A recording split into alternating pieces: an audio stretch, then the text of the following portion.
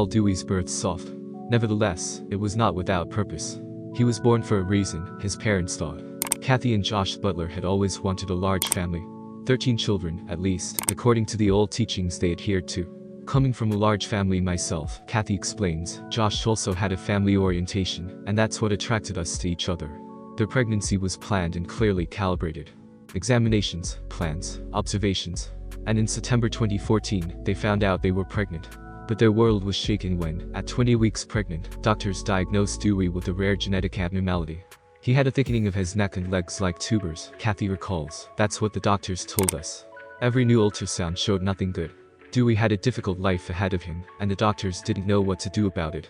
Eventually, at 39 weeks pregnant, they performed a C-section on Kathy and saw that Dewey's umbilical cord was only fully developed until 20 weeks.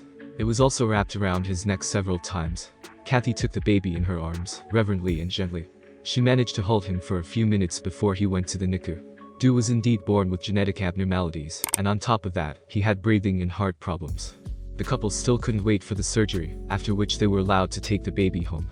But his heart failed, and he left this life without ever going home. The couple was devastated. They were told that this genetic disorder could manifest itself in other children, and all their dreams of a large family were dashed. Then they heard the nurses whispering. It was hard to call it just a coincidence. They were talking about some child who had been abandoned by his mother. He too had health problems similar to those of Dewey.